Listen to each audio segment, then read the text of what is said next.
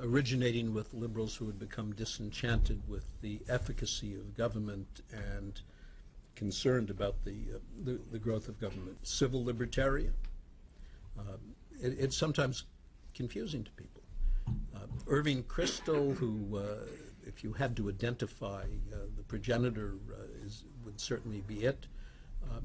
Irving's view on foreign policy, as I understand it, was that we shouldn't be adventurous. We shouldn't be messing about in the world. Exactly the opposite of the way a neoconservative foreign policy is frequently defined by its critics.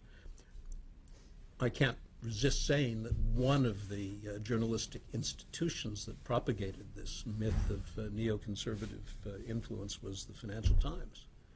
And I've forgotten the name of the bureau chief, but he seemed obsessed with it. He wasn't alone. And there were endless articles about neoconservatism, and never the statements, the references that would give support to it. Since it doesn't appear to have a definition, what's the use of this word at all? Well, I don't think it is terribly useful. There are times, and I regret saying this, but there were times when the term was used to describe Jewish Americans. So you'd get a list of neoconservatives, and every name on that list was Jewish. It was an extraordinarily careless application of a variety of discontents to identify this source, and it had all the elements of conspiracy theory. Honor to Borgraf, CSIS. Richard, could you take us back to that memo that you, Doug Feith, and others wrote about in 1996 for the incoming Netanyahu administration at the time?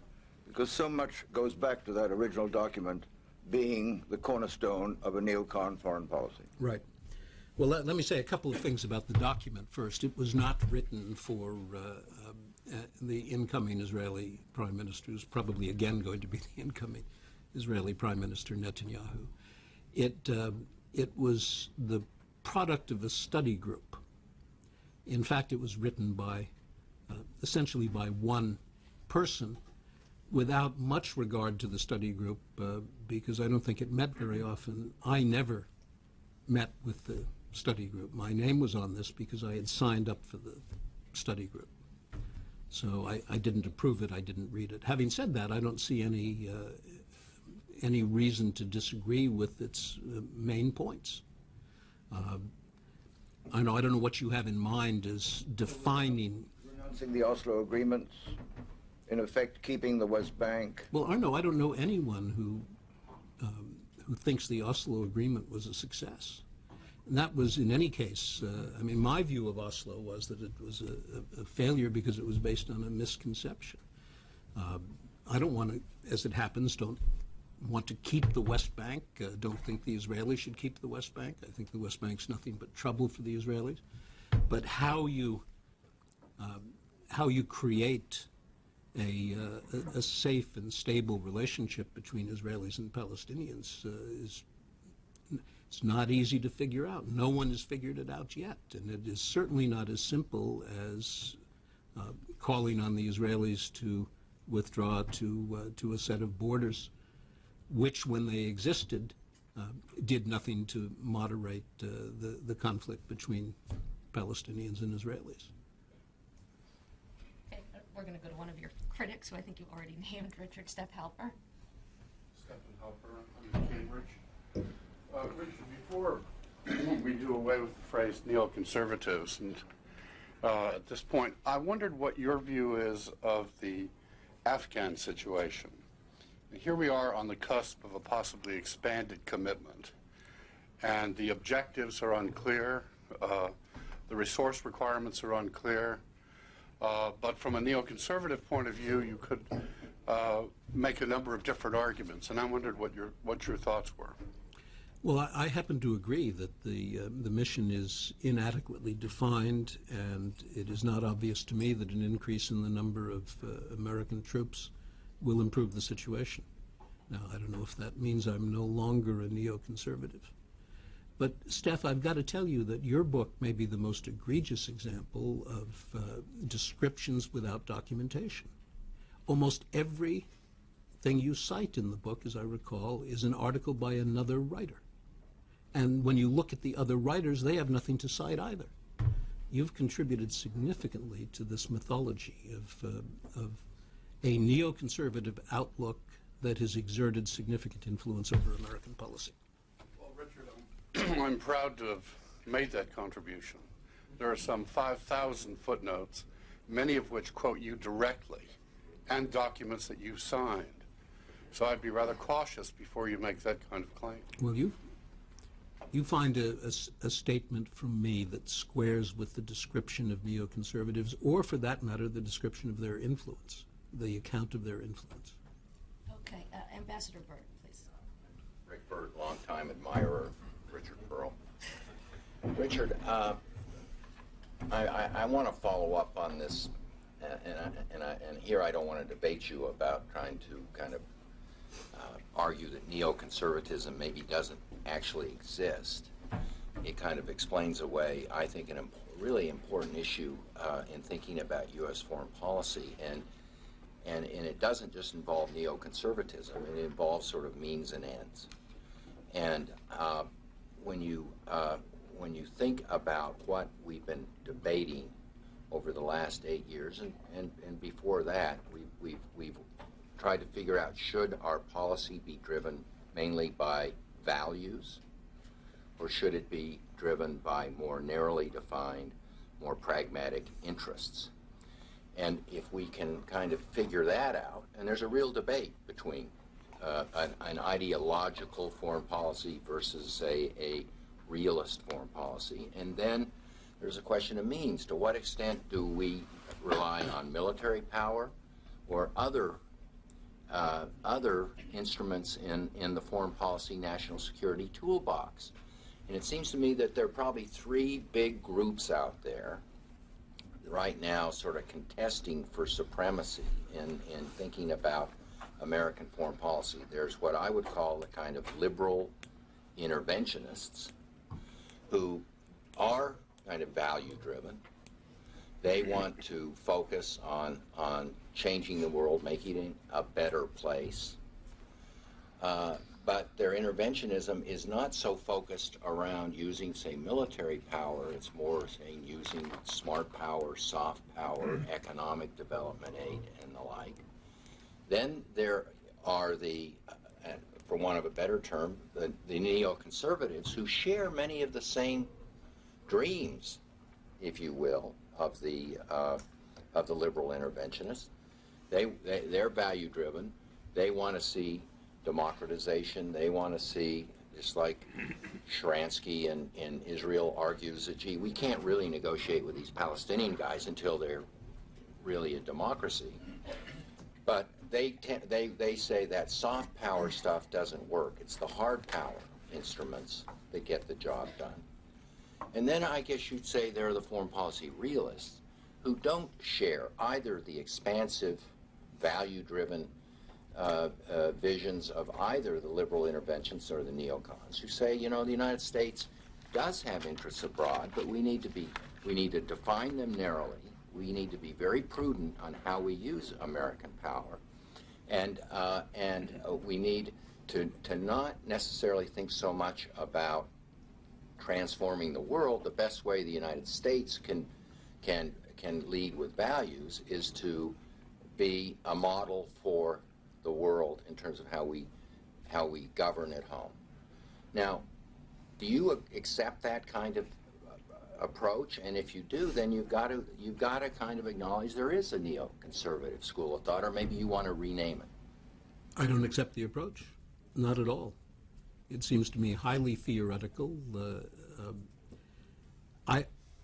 I don't know anyone who would fit in only one of these categories. How would you regard the policies that we pursued together when we were colleagues in the Reagan administration? Value-driven, pragmatic? You know, Ronald Reagan. I would argue that Reagan had sort of value-driven rhetoric, but his policies at their core were realist. They were intensely pragmatic. And as I recall, we both comfortably served in that administration. Never thought that we were somehow from a school that shouldn't be working in that administration. No, Ronald Reagan was accused at the time of being ideological. When, for example, he questioned the permanence of the Soviet Union. It turned out that he was right and the people who thought he was ideological were wrong. And the strategy he pursued was informed by his sense of the vulnerability of the evil empire. And as I look at the way you're characterizing things here, I don't know anyone who thinks that we should pursue policies that don't work because they're somehow expressive of American values. I know a lot of people who think that democracies are less inclined to mobilize for aggressive war, and who believe, therefore, as a pragmatic matter, that if the world were made up of democracies, it would be a safer place. And if we can encourage the evolution of democratic institutions, we will ultimately be safer. You talked about Sharansky. Sharansky's view is not exactly, Rick, as you described it. Sharansky's view is that the difficulty in negotiating with the Palestinians when they are a dictatorship is that you can't have a lot of confidence in the signatures that appear on the agreements. Whereas I think Sharansky believes that the Palestinian people, given a choice, would prefer peace to war, and if they were able to express that choice in circumstances of a stable democracy, it would be safer for Israel and for the Palestinians. Your argument for why we shouldn't negotiate with the Soviet Union. No, I never argued that we shouldn't negotiate with the Soviet Union. Never. Well, they weren't Never. a democracy, Richard. And I'm sure the Russians would have preferred democracy. Rick, they weren't a democracy. Certainly they weren't. But Well, then why is Sharansky right in that situation? I think Sharansky's judgment is not that you shouldn't negotiate with Palestinians, but that any agreement that you now reach, and particularly in the current circumstances with the Hamas-Fatah division, will be unstable, and I suspect he's right about that. It's a judgment about whether you have a partner who can sign agreements and who can be counted upon to keep to them. We can only do that with democracies? No. No, not at all. We can do it as... So this is unique. No, we reached agreement with the Soviet Union. Fortunately, we didn't reach some of the agreements with the Soviet Union that were based on a concept of détente that accepted the permanence of the Soviet Union, and had we done so, they might still be there today. The argument about negotiating with non-democracies is unique to the Palestinians? No, I don't believe Can we negotiate with the North Koreans? Are any of their agreements any good? Well, so far... That's a good question. So far, Rick, we've had several agreements with the North Koreans, and they violated them. And when they tire of the constraints of an agreement, they come back for more. I think they've been making fools of the United States. Last question. Can we negotiate in any meaningful way with the government of Iran? That isn't the question, really. I mean, I'll answer your question, but the question is, can we achieve our objectives in negotiations with the Iranians under anything like present circumstances? And my view of that is we can't. That they will not be talked out of their nuclear weapons program. They will not be persuaded reliably to abandon their support for terrorism. So we can talk to them, and indeed we've been talking to them. We've been talking to them continuously. Bush spent 8 years talking to them through the Europeans, and the end result is they're 8 years closer to achieving a nuclear weapon. It simply turned out to be an ineffective policy. Now, Obama's going to continue it for a while, but I will be very interested to see President Obama's Plan B. What is your Plan B? Well, I have been arguing for many years that the discontent in Iran, the popular discontent, is considerable. It's a country with a lot of